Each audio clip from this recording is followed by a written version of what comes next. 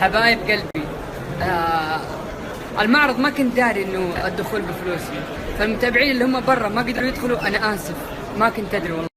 اللي حضروا واخذوا الجوائز اللي قدمتها مدى سحب علي يوسف. حاب تقول لهم؟ الله يوفقهم وعقبال نشوفكم ان شاء الله في مكة باذن الله. باذن الله. مبروك عليكم اللي اخذتم السكن في برج الساعة المجاني من مدى السياحية. وكذا انتهت تغطيتي في معرض دبي للسياحة، وحتجه إلى أشياء حتعجبكم، حتشوفوا الجن اللي قلت لكم عليها ممس، وإن شاء الله حتستمتعوا. لا تروحوا بعيد عن سنابي، إن شاء الله بحاول اليوم أصور تصوير حيعجبكم إن شاء الله. عجبتني وضعية التصوير كذا عشان نشوف الطريق والسيارة اللي جنبي هذه اللي أحس إني قاعد أصوره. بس أنا الآن في أكبر مدينة ألعاب مغلقة في الإمارات، كلها مغامرات، حتشوفوا مغامرات ان شاء الله تعجبكم، يعني انتم تحبوا الاكشن.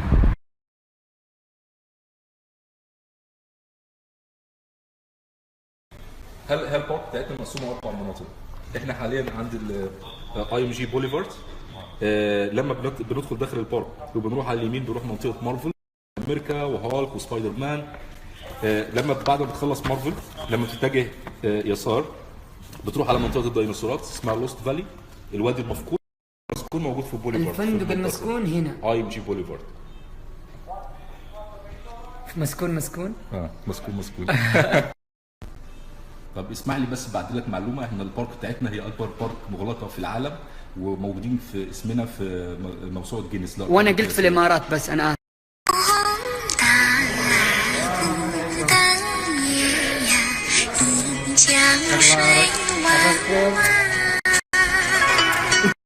اعذروني حبايبي، ترى عبد الله هو اللي ما خلاني اروح اشتري جوالي ترى في له مشاكل، في سنابات اصورها ما تروح، لازم اعيد السنابه كذا مره. Where is going now? Okay sir, it's like we have 4 zones. We start with Marvel zone, we have crazy rides like Spider-Man, Thor, Avengers, and when we go to last. بحاول ادخلكم اول شيء جو الرعب اللي تعودتم معايا فيه، بعدين اكمل لكم تغطيه الاشياء حقت الاطفال. انا عندي نسبه ما هي كبيره مره الاطفال اللي تتابعني، فبخليها ان شاء الله على اخر شيء، بس بجيب الالعاب او المغامرات حقت الكبار، ونبى تحديات مع بعضنا. قولوا لي اتحداك تدخل هذه وانا ادخلها. لو يوم كذا ادخل غابه والقى مكان زي كذا نغامر فيه. قلت مدى السياحي يا رجل ما شاء الله عليك، خلاص انتم متابعيني ها؟ اكيد. طيب ندخل مغامره هنا؟ توكلنا على الله. اكيد. ما في جنس الا هن. هذا قاعد يلحق البزوره، هو كذا زي وجه الزومبي كله مشردي. ليش تخاف منه؟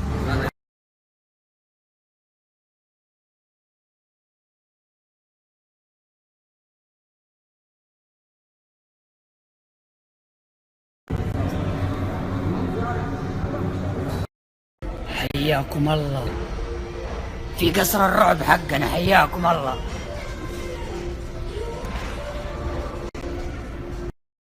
تخيلوا يوم من الايام كذا واحد يعزمك على اكل، فجأة تلقى اللي يعزمك كذا وعلى يا زين البنوت هذه حبوه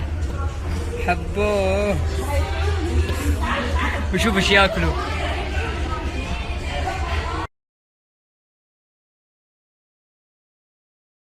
تعرفت على واحد صديق جديد اعرفكم عليه.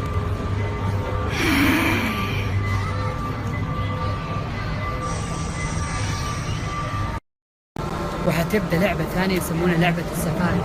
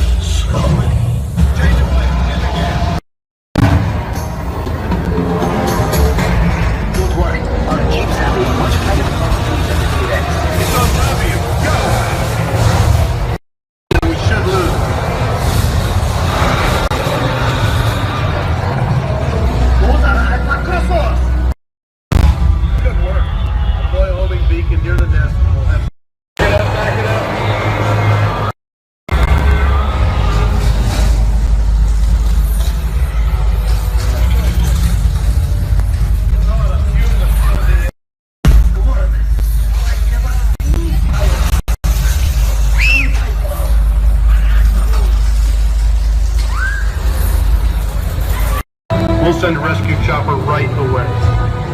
Please, do not excite him. He may not see.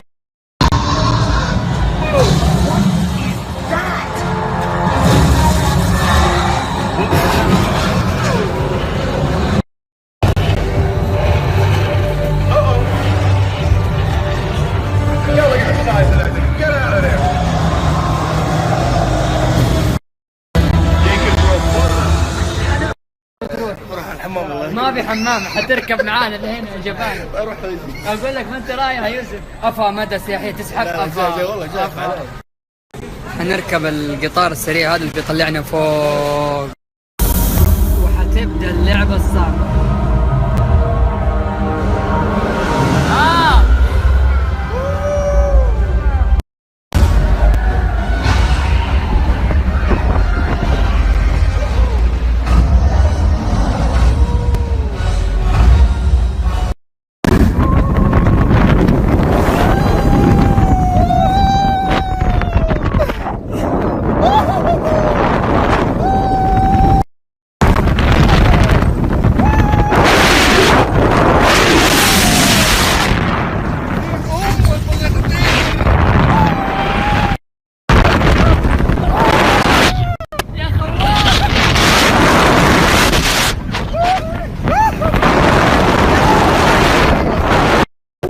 يا جمال يا جمال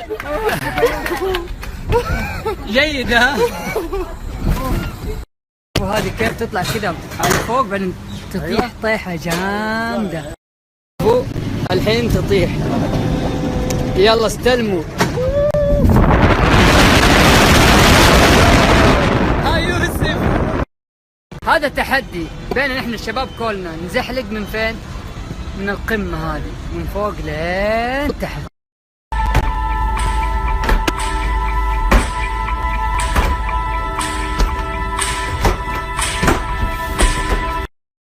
أهم شيء يا شباب ندخل في الكيس. اسمع، ندخل في الكيس الخيش عشان ايش؟ يعني يفرملنا شوي.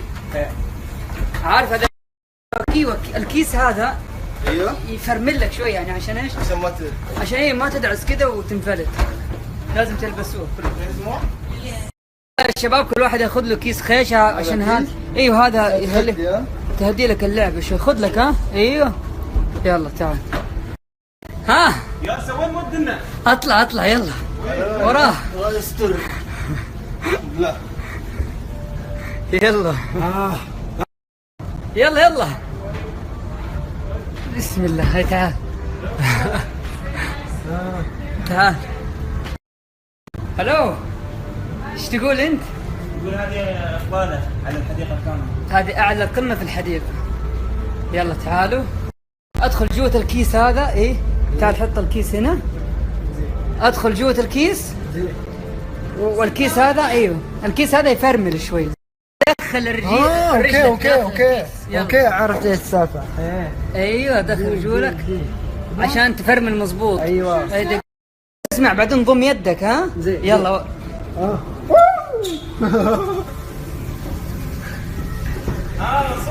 انكتم. دور عليك يلا. ما في درج. يلا نفس الطريقة يوسف. هم كذا اللي وزنهم ثقيل تعبوا شوي. يلا انتم مدى ضبط امورك. يلا يا مدى ما في اصبر. يلا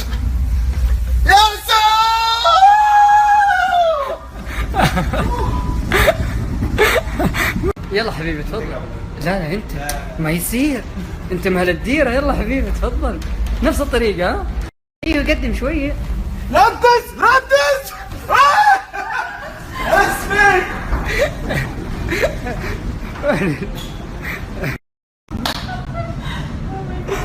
هذول تحت الحين انزل لهم انا. يلا الدور علي. باي.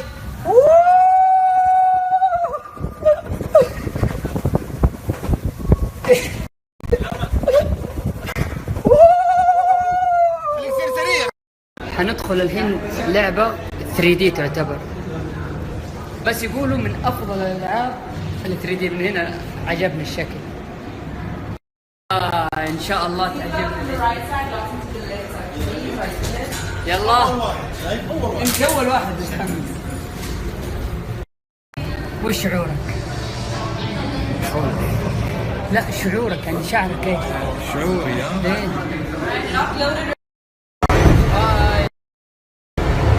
Prowler 1 to Fury, weapon is on the move.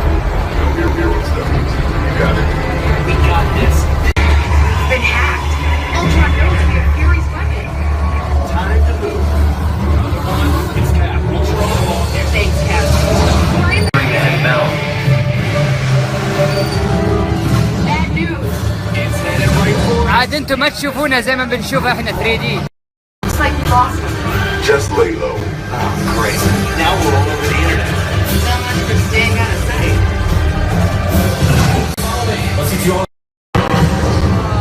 Stay close. Scanners are picking up.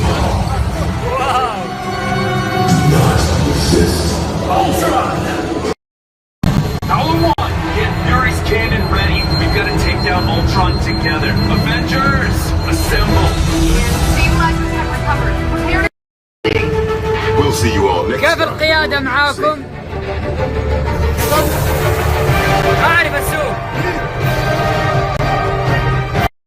وهذه اللعبة الثانية.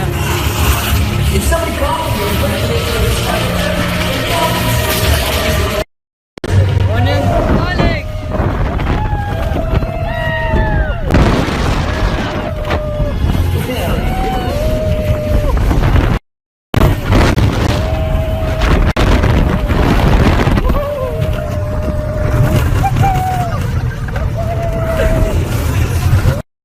وكذا تنتهي جولتنا في بيت الرعب. اي ام جي. شباب احنا كبار استمتعنا في اي ام جي. شكرا اي ام جي من جد شكرا. انصح من يزور دبي لازم يمر على اي ام جي. مو بس اذا كنت انت كبير وعندك اطفالك ما بيعجبهم، لا حيعجبكم كلكم باذن الله. الله بيقول لكم شيء ايه؟ انا اقول بيت الرعب وغيره. رول كوستر عشان تدعونا. الكوستر عشان يدعو علينا. شكرا اي ام جي وشكرا الياس كلاداري اللي هو صاحب مشروع اي ام جي. هذه هي اي ام جي، شوفوها عن طريق الانترنت واذا عجبتكم تعالوا زوروها. انا انصح بزيارتها. تحط مذكراتك ايش؟ مذكرات السوق. غباش من الاسم غباش ويغبش داخل الكتاب. اعطيها ضح الغباشية. اوكي كوليتيكا باي باي باي باي باي باي.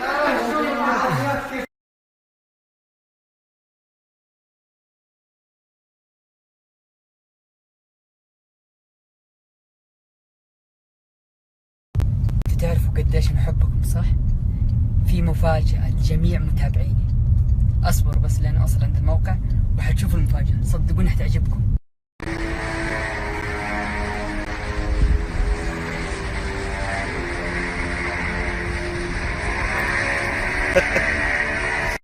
انتوا عرفتوا ابو حمدان صاحب مكتب تأجير السيارات، احنا جينا نستاجر عنده، احنا ما نعرف مين هذا ابو حمدان بكل امانة. ابو حمدان هو يعتبر من افضل الاسعار، عشان كذا انا جيت استاجرت عنده. لكن بعد ما تعرفنا على بعض سوينا اتفاقية مع المارشميلو. كيف اسعارك الجديدة اللي بتسويها للمتابعين يا حقك انت؟ ايه اسعار نارية من الاخر. عمرك قد سويتها؟ لا. كمل يا الحب. والله يا طويل العمر نحن انا اوريدي معروف باسعار طيبة، بس عشانك انت اول مرة في الامارات بحط لهم على اسعار. على فكرة الاسعار هذه اللي بيحطها ابو حمدان لاجل مو ياسر، لاجل المتابعين ياسر، لاجل حتى ابو حمدان حبكم يا متابعين ياسر. وطبعا انت انسان مهتم في متابعينك، وانا بالنسبه لي حاط هالاسعار هذه حق متابعينك ويستاهلون الزود متابعين ياسر. والله قوية الاسعار حتشوف. تتذكروا عرضة 49 مع مدى؟ ان شاء الله حيستمر معنا، حتقدروا تاخذوا السيارة ب 49 درهم في قلاردو. 49 درهم الموتر 2017 حق متابعين المغامر ياسر بس. و49 درهم يعني الدرهم زي ريال، يعني كانت 49 ريال عندنا. حكايه التامين امس تكلمت عنها عند ابو حمدان، لا تشيل هم لانكم شيء من طرف ياسر، لا تشيلوا هم. بس تعالوا لابو حمدان. ابو حمدان اودي 6 2017 بكم تعطيه متابعين ياسر؟ 99 درهم، يعني 99 ريال، ارخص من الكريلا عندنا. وشوفوا كيف سوى يوسف. شاف العروض؟ شاف العروض؟ ها شاف العروض؟ مو لا ما حد يقلدكم، ارخص منكم هنا.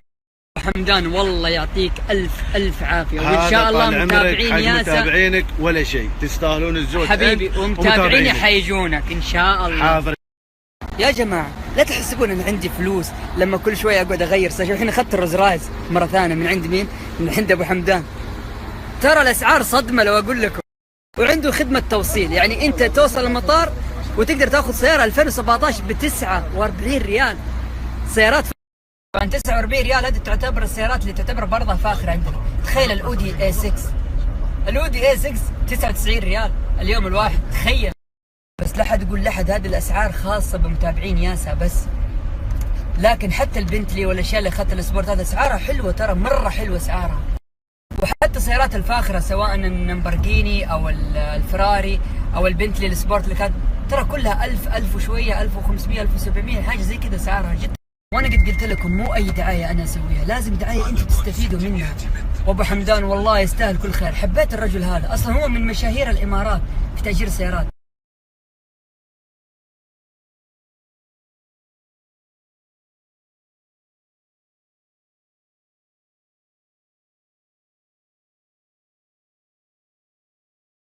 حبايب قلبي، الاسعار هذه لاجلكم انتم، 99 ريال، وحتى الاسعار اللي هي ب 49 ريال بس ما هي موجوده في المنيو، بس دوق عليه قول من طرف ياسا حتاخذ الاسعار هذه. تتحدوني، تتحدوا، ما خليكم تطلعوا كذا جوله سياحيه في اي منطقه في اوروبا او في دبي ب 49 ريال برضو. وهذا كله لاجلكم يا حبايب قلبي. مدى سياحيه ان شاء الله اسويها لمتابعيني لاجلهم يفدى لكم يا متابعين يا حبايب قلبي. ما ابغى اوزع ايفونات عشان ابغى منكم دعم، لا انا اسوي لكم احلى عروض وكلهم يوافقوا عليها. بس يلا ادعموا حسابي ذا في كل مكان. ما نسيت واكيد بيسوي لكم عروض حلوه، بس ان اللهم اني ارجع من سهره اليوم واوريكم الفرق، كيف كان شعري اول وكيف صار، وانتم حتشوفوا الفرق بعينه.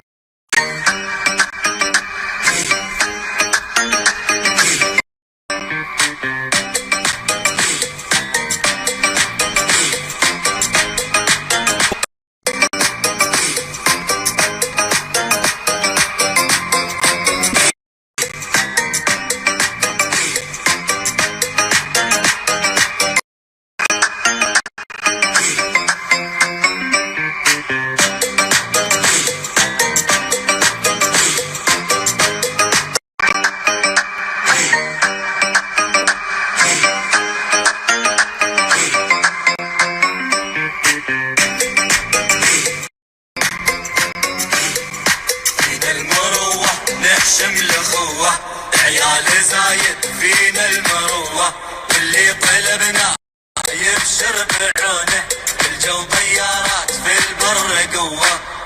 فينا المروة نحشم الاخوة عيال زايد فينا المروة، واللي طلبنا يبشر بعونه، يبشر بعونه، في الجو طيارات في البر قوة. فينا المروة مشينا نهز جبال، عدونا دمك سال، من دمنا نرويه القاع، نثبتها لك بس بافعال. في مشينا نهز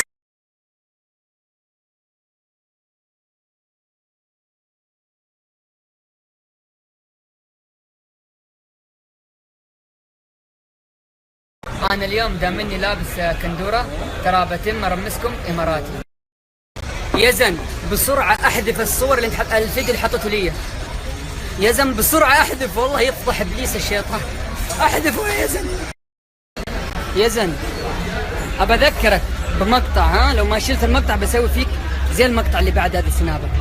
تكفى شيله يزن، تكفى. ما تمسك جوالي، فاهم؟ مره ثانيه ما تمسك جوالي، فاهم؟ عقابا لك تتعلق كذا مره ثانيه. تعليق بسيط على السنابات اللي نزلها يزن. ايوه انا كنت دب ما فيها شيء، وسويت تكميم وصرت نحيف. وهذه السنابة كانت للبنات اللي كانوا متحطمين من الاختبارات. انا اعرف مو يزن لحاله قاعد ينزل المقاطع دي، عرفتكم انا عرفتكم اللي مع يزن. طيب خبصتوا يومي يا يزن، الله يسامحك طلعتني ترند، ماني قادر اكل اكلي. ها ها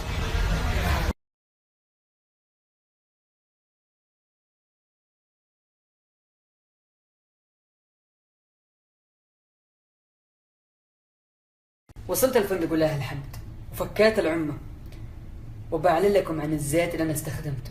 بس قبل ما اعلن عن الزيت افهموا الكلام. الناس اللي تتابعني من زمان عارفه نظامي، بس الناس الجديده اللي عندي انا انسان ما اعلن لكم. اذا شفت في قبل ما اعلن لكم الزيت، فاكرين اول لما كنت مشط ايش اللي يطلع في المشط صح؟ شوف المشط هذا ما في شيء، شوف السناب هذا هو طبعا يعتبر خشن جدا، هذا من اقوى انواع الامشطه، ما فيه ولا شعره. اول لما كنت امشي تمشيطه واحده زي كذا المشط يصير كله شعر. فاكرين جبهتي كيف كانت من هنا في فراغ والفراغ اللي كان هنا؟ شوف الصور.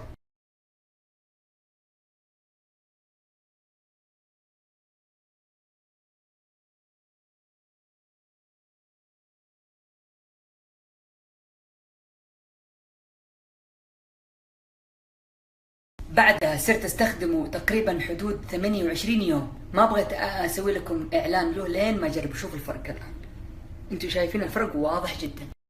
وهو ترى زيت ما بعيد عن شيء اسمه زهرة الحشيش، ما في شيء اسمه زيت حشيش، هو زيت افغاني فعلا، خلطات افغانية باعشاب افغانية، فهمتوا؟ حبيب قلبي اللي تابعني خذها مني، وان شاء الله حتدعي لي فيها زي الناس اللي دعوا لي قبل. حينفعك في الدقن وحينفعك في الشعر، حتى البنات حينفعكم كثير في الشعر. هو وعدني ترى يقول بدي اسعار حلوه لمتابعينك، ان شاء الله تاخذ اسعار حلوه. على فكره انا كنت زبون زيكم، لكن ان شاء الله اسوي لكم اسعار حلوه لما اشوف الطلب كبير عليه.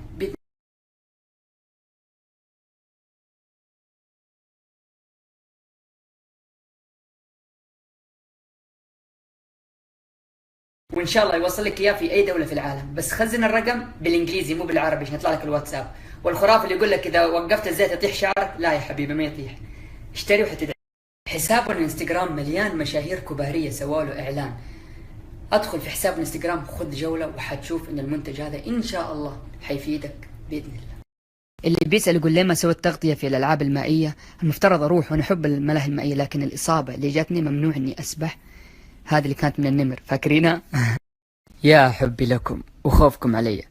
اي الم او اي اصابه تهون لاجل انتم تنبسطوا من السنابات وتستمتعوا.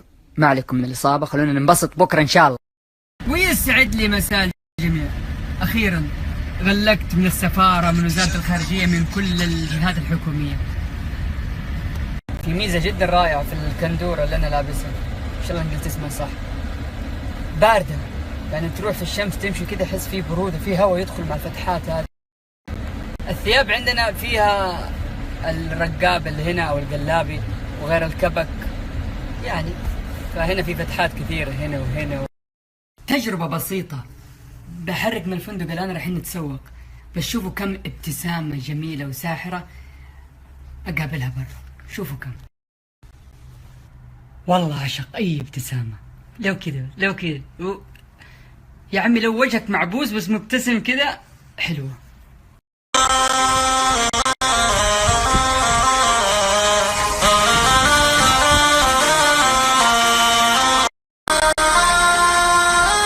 ابتسم خلي الغموم لا تضايق لا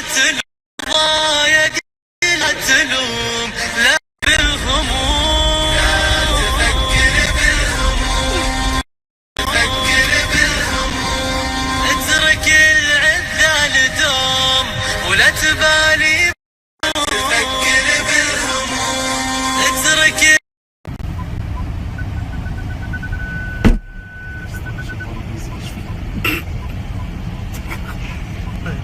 لا تعليق.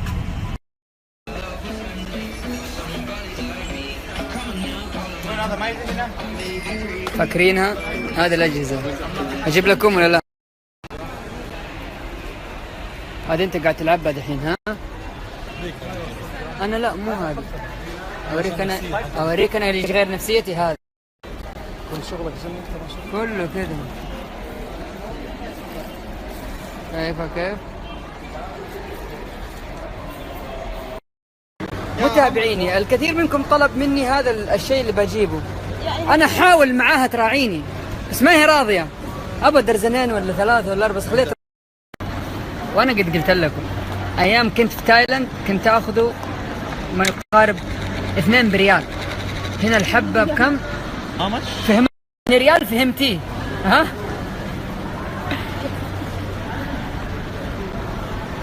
يا اخي فكفك له كل شيء في صدره. No, this is expensive like this. Sir, see, we have only 3 dirham of this. Only this now, this 3 dirham? Yes. Why? Because they...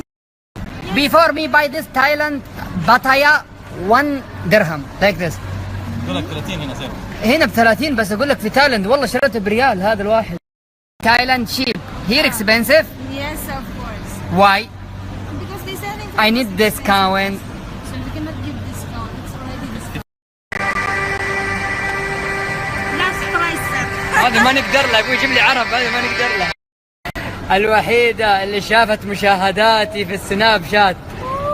شاف. هاي هات بلاش. يعجبون اللي يشتغلوا في المحلات وعندهم مصداقية. شوف هذا كله تخصيص. كل المنتجات تقول ترى سيبك منها كلام فاضي. حتى العسل هذا عسل.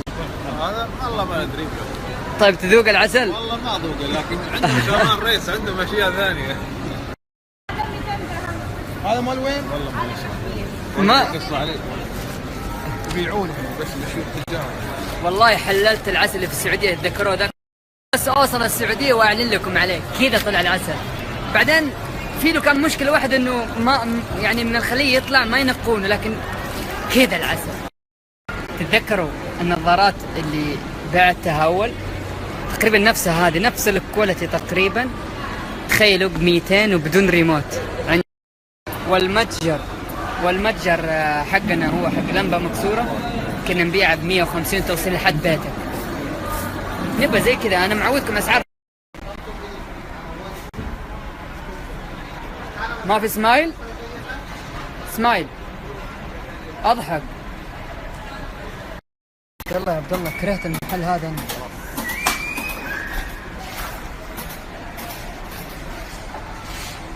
يا لطيف النظرة. بشتري لسامر ويزن هذه السيارة. فالرجال هذا يقول لي يطلع فوق السيارة بجسمه هذا يقول ما تنكسر السيارة. خلونا نشوف. فشخوها العالم عليه عشان الهياط. يخليك عشان الهياط. ايش كلام تقول هذا انا يطلع فوقه ما في كسر. ايوه والله هذا ما بيكسر. انا يطلع فوق ما في مشكله. يعني انت تحط عند رجلك كذا تدعس عليه ما بيكسر. انا ابغى اشوفه كذا انت تدعس عليه برجولك. شوف هذا شوف. طقت. انكسرت. انكسرت يا جماعه. زعل الرجل. طيب هو قاعد يهايط يقول اطلع فوقها ما تنكسر. ايش والله انت ما بيشتري شاي سياره. ايش اسوي له؟ طيب هو قاعد يهايط يقول اطلع فوقها ما تنكسر. انا غلطان في شيء؟ انكسرت السياره ما راح اشتري. رجعت لك مره ثانيه. هذا ايش؟ هذا سياره فانتو والله ما بيكسر. والله ما بيكسر. كواليتي جود. شوف شوف حتى تعاون ما في. وريني ثاني. سوي ثاني. شوف 2 3 شوف. اوكي شوف ما تكسر. هيا طيرها. طير ما في وركي. ها شوف تكسرت. هيا خليك هياط. اقول لك عبد الله امشي. هذا قاعد يحايط. امسك. ايش بك انت؟ ما بيكلم كاستمر كذا. يلا هيا. شكرا لا تزعل. طيب والله مشكلة انت. يعني هذا الحين كويس. هذا مال دريب كويس. هذا الحين كويس. طيب نجرب. هذا ما بيكسر. اوكي شوي جرب.